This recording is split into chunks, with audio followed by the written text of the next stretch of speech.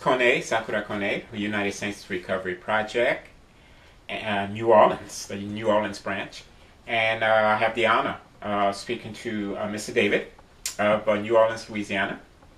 And Mr. David has been sharing in the previous episode a bit of his background and his history, his family's history. And we're up to around 1998.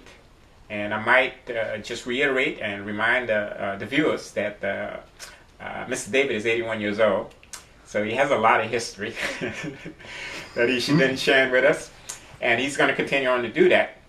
And so we are in 1998, and he is, as a truck driver, is driving.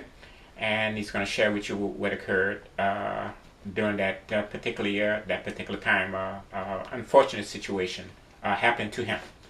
Welcome back, sir. Thank you. All right. Well, I had picked up a load out of Jackson, Mississippi, and they took me around to Natchez, Mississippi. And my terminal was over here in Port Allen, across the river from Baton Rouge. So I was loaded. I couldn't do nothing that night. I couldn't get nothing to sign. So I went to the motel and spent the night. Well, I just felt sick. You know, no pain and nothing. I thought I was having the flu. Went to bed and got up the next morning early. I like to run early. And my first stop was Natchez, Mississippi. You go up through the woods. So I was feeling bad. Went to Natchez, unloaded. I had some vans on there. Got them all. Then I had to wait for the dealer to come and inspect them. Did that. I still was feeling bad. So I called them. They told me to come back to the company. I went back and loaded another load coming here. This was in Natchez? Natchez, you were in Natchez? I was in Natchez. I left Natchez and came back to Port Allen. Port Allen, okay. Which is right over the river from Baton Rouge. Yes. I loaded another load. I came back in, unloaded, and picked up a load. So you came back to New Orleans, unloaded. And picked up a load over there on Almanac.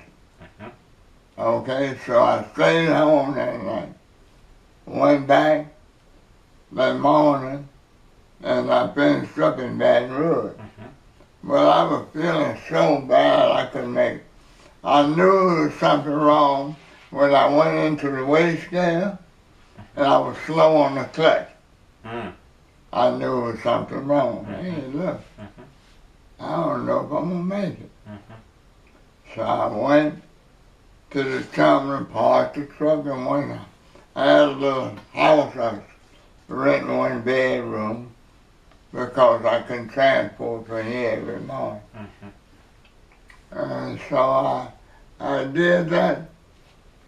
And I come home. I was sick driving from there in the car.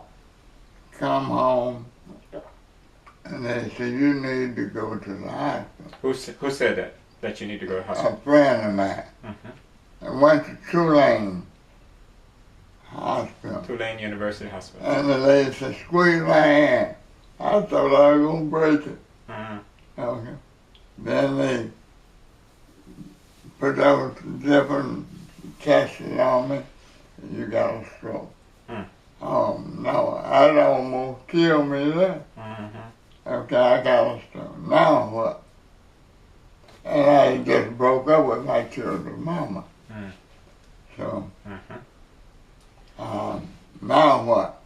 So you're in the hospital? All of this is because of that stress. Yeah. Stress will kill you. That's what they say. Stress will kill you. There ain't no lie. Yes, indeed. So you're in the hospital when you're thinking about now what? Are you in the hospital or are you back home? I'm back home. Okay.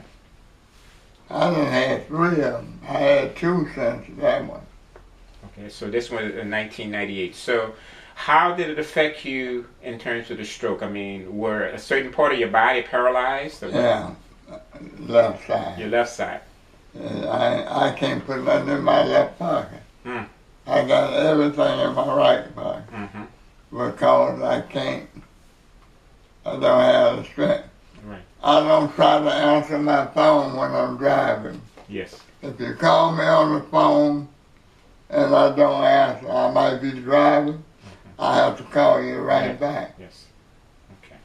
But I try to tell everybody. Mm-hmm. I do not try to answer the phone while I'm driving. I can't control Mr. David, since from 1998 up until Hurricane Katrina in 2005, well, what did you do? Were you able to do anything at all? it. No. In and out of the doctor's office and therapy. Mm-hmm. You see, I have a swallowing problem. I see. It messed up my palate too. Mm-hmm. See that little thing in your throat? Mm-hmm. Very, very important. What it does is, when you eat, it kicks the food down your throat, Mm-hmm. and if you drink, it kicks it down a different pipe. So mine was too weak, I had to go to therapy to Mhm. tell. Mm-hmm. Mm-hmm. Well, tell me this. You weren't able to work 1998 to 2005 because of the stroke. And then you said you had two more after the 1998 stroke, Yeah, I had one in 2001 2001 and one in '07. and 2007. So that you had one after Katrina Right. as well.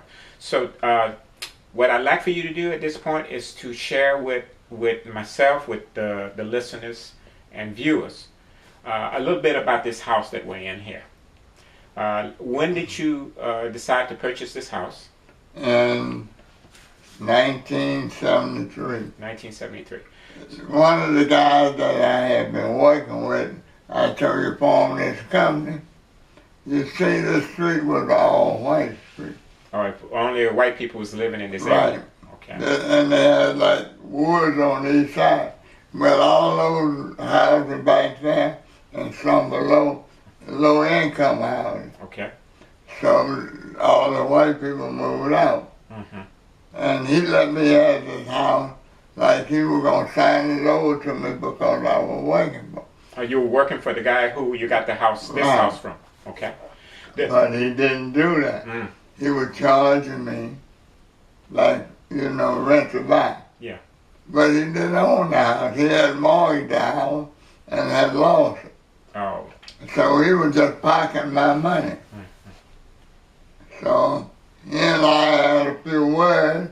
I went to the homestead to find out what was going on. Mm-hmm. They told me don't give him any more money. He didn't own it, they owned it. So young man at the homestead, Mm-hmm. 5th District, Mm-hmm. said, I'm gonna fix it where you can get it. Mm-hmm. Well, he did that. And when you did that, you start paying the mortgage to the Right. rightful owners. Right. Okay. Now, do you know any history about the house? Like when you purchased it in, did you say 1973 or 1974? 73 when Okay. it started. When you purchased in 1973, at that point, do you know how old the house was? No, I don't. Okay. I don't know anything about it. Okay. All right. I 'Cause didn't know another gentleman brought me back here. I didn't even know the street existed. Okay. Well, look, we're going to be coming back pretty soon and continue the next episode. And we're going to take it up in terms of what happened in August, the 29th of 2005, during Hurricane Katrina. So we're going to continue the story at that point. Uh-huh. All right.